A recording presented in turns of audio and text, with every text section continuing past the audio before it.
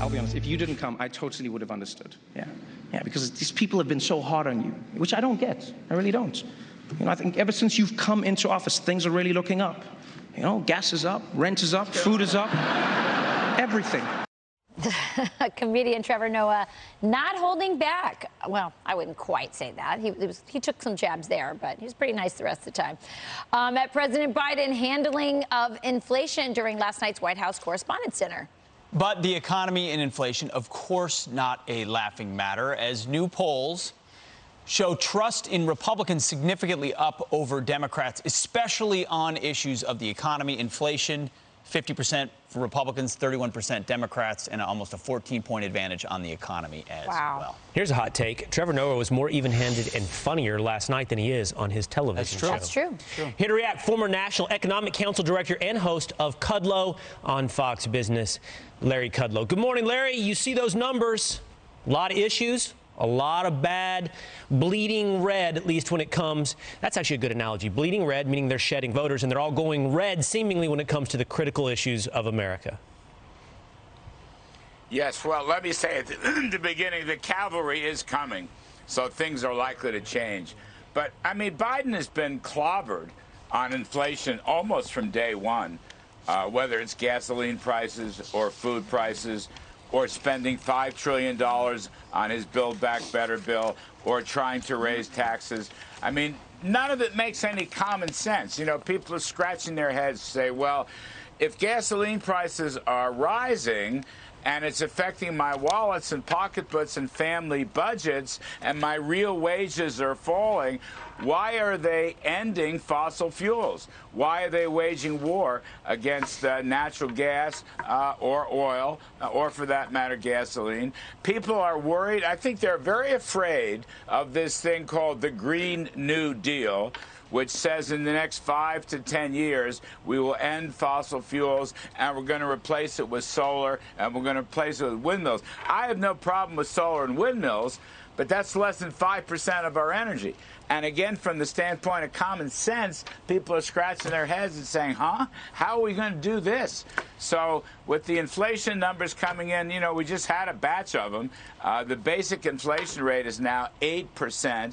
As I said before, real wages are falling, and actually the economy slipped into negative territory. So it's not a pretty picture. And the Bidens have, they've pretty much been in denial from day one about inflation. They blame Vladimir Putin. They blame, they blame Republicans. They blame disinformation. They blame the man on the moon. It's not a good story for Joe Biden. So you're making these, obvious, economic and policy, discussion here saying, listen, inflation's up. Why are you doing this to energy? But you're saying people are scratching their head. But it also doesn't make sense from a political point of view. They know that they're going to the Democrats know they're going to face a tough time in the midterms. So why do they continue to do these things that are so obviously hurting the economy, which will end up hurting them politically? Well, that's a very good question. I mean, that may be the $64,000 question for the Democratic Party. I mean, look at his polls have been underwater since when? Last summer, I'm going to say, more or less. His economic polls, his inflation polls. I mean, look, people don't like wild spending and wild borrowing and all this money printing by the Federal Reserve. People are smart. They're not dummies. So your question is, well, why hasn't he changed? Why hasn't he pivoted? Why hasn't he changed his senior staff that's given him such bad advice? I don't know the answers to that. I mean, in all honesty, I think it's a very badly managed White House, and I think it's worse. And I think they don't understand if you keep doing the same thing over and over again and you don't make any changes, that's one of the definitions of insanity. I mean, look, what their biggest argument, Rachel, recently, what's their biggest argument?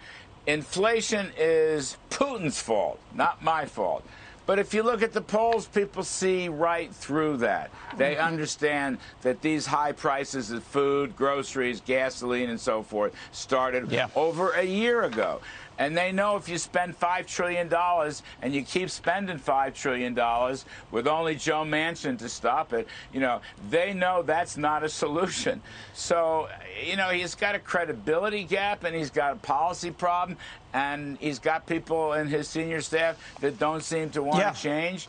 Or maybe they're the dumbest political people in the history of politics. I don't know. Yeah, maybe. Yet they would have spent more if they could. You said save the country, kill the bill. Thankfully, some of the biggest ones have been killed, and if they'd spent on those, we could have been in even worse shape. I got to get your take on something on the market, though. You know the market's better than anybody. Warren Buffett recently said that the markets have become a gambling parlor. Here's a portion of what he said at his annual shareholders meeting. Wall Street makes money one way or another, catching all the crumbs that fall off the table of capitalism. They don't make money unless people do things and they get a piece of them. They make a lot more money when people are gambling than when they're investing. It's a gambling parlor. Is he right? You know what? I don't really want to defend Wall Street, but I don't want to defend Buffett either. So I'm just going to say this morning, a pox on all your houses. I mean, I don't know why he had to say that. I mean, look this is a tricky time. Interest rates are going up. The markets are having a big correction. The Dow is off, 950 points on Friday. People are a little worried. Think of this. Well over 100 million Americans own stocks, right? Either through their 401ks or their IRAs or a brokerage account, okay? So why would he be calling it the stock market, names? Why? That causes people panicked, I think. Look, he uses Wall Street for his deals. He's investing in oil companies. I'm fine with that, for heaven's sakes. It's just too simple. I don't know why I think it's this is a time when I'd like to keep people calm. I'd like to keep some confidence in the long run. You know what I mean? Stocks for the long run. Right now, things look bad, and I think the market's got some turbulence ahead of it in the next couple of 6 months or whatever. But in the long run, stocks are a terrific investment. Mr. Buffett knows that. He has said that in the past. I'd like to help people get through this because the cavalry is coming. Common sense is going to prevail in November. And we're going to reverse some of these crazy far-left woke economic policies. So I don't think we should call names. This is a time to be rather calm. And let's help people get through this difficult period. The cavalry is on the way. Thank you, Larry Kudlow. Great advice to everybody. Stay calm. You can watch Larry on Kudlow on Fox Business weekdays, 4 p.m. Eastern Time. Larry, love having you. Thank you, Larry. Great discussion.